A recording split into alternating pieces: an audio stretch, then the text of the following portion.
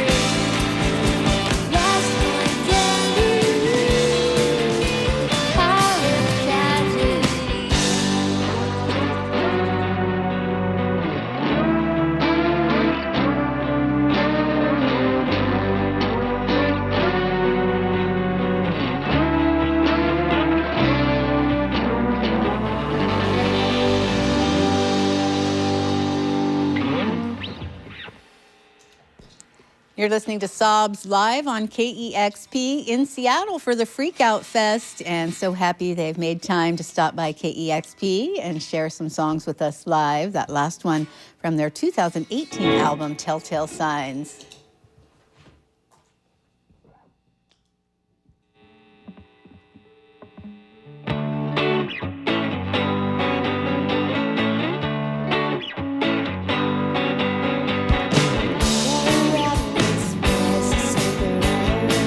Turn out love and some say trilogy. Thought it was done.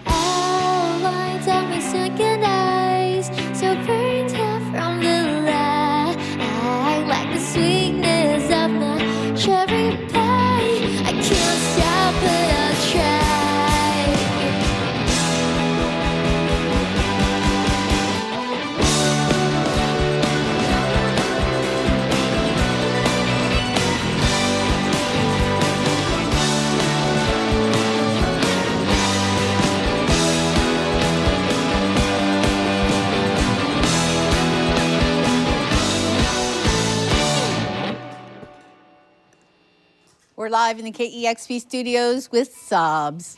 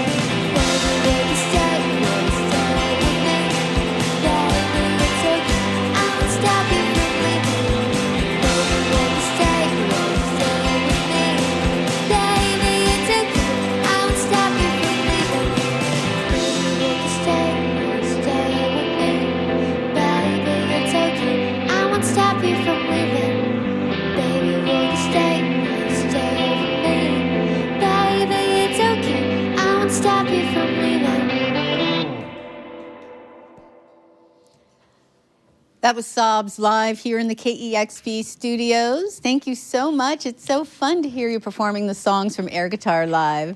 Thanks for having us. Thanks for having us.